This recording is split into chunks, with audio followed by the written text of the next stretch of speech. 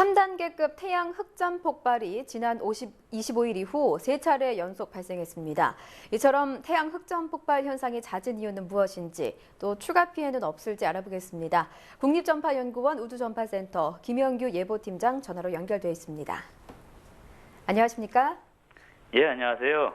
예, 먼저 태양 흑점 폭발은 왜 일어나는 건지 설명 좀 부탁드립니다. 예, 그 태양 표면에는 흑점이 이렇게 있는데요. 그 흑점에는 그 자기장을 갖고 있어요. 고유의 자기장을 갖고 있는데 태양 표면은 또 기체로 이루어졌거든요. 그래서 태양이 자전을 하게 되면 흑점 모양이 서서히 변화하게 됩니다. 흑점 모양이 태양 자전과 함께 이렇게 변화하다가 어느 한계가 넘게 되면 흑점 내부에 있는 자기장 구조가 갑자기 변화하거나 붕괴를 하게 됩니다. 붕괴하게 되면서 강력한 엑서이나 양성자나 전자 같은 고속의 입자들을 방출하면서 흑점이 폭발하게 되는 것입니다. 예, 그렇군요. 어제 3단계급 태양 흑점 폭발 현상이 일어났는데 이 3단계급 태양 흑점 폭발이라면 지구에는 어떤 영향을 미치게 됩니까? 예, 태양 흑점 폭발 3단계라고 하면은 태양 활동 주기 11년 중에 한 175개 정도 발생되는 수준입니다. 예. 흑점 폭발은 그 지구의 그 전리층을 교란시켜갖고 단파통신 두절 현상을 발생시키는데 1단계의 경우에는 미약한 수준의 단파통신 두절, 2단계는 수십 분, 3단계는 약 1시간 정도, 4단계는 한 2시간 정도, 5단계는 수시간 동안 단파통신이 두절될 수 있습니다. 예, 그렇군요. 자, 이번 흑점 폭발이 우리나라에 어떤 영향을 미쳤는지 궁금한데 혹시 추가 피해는 없을지 궁금한데 어떻습니까?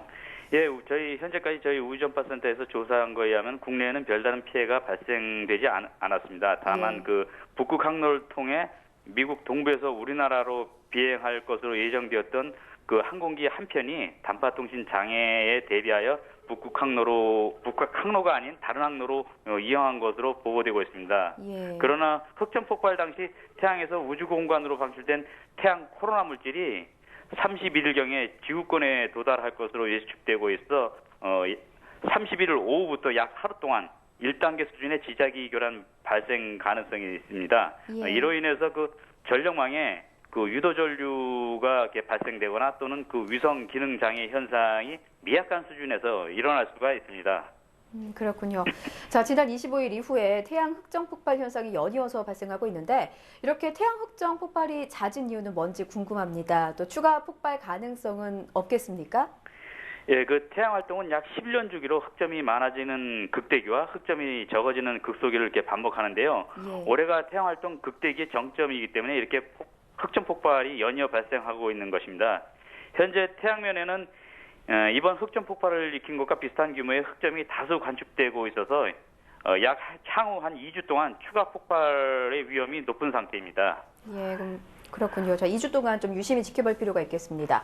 자, 올해가 태양 활동 극대기로 지금까지 7차례나 3단계 흑점 폭발이 일어났는데요. 현재 태양 활동에 대한 감시와 예보는 어떻게 이루어지고 있습니까?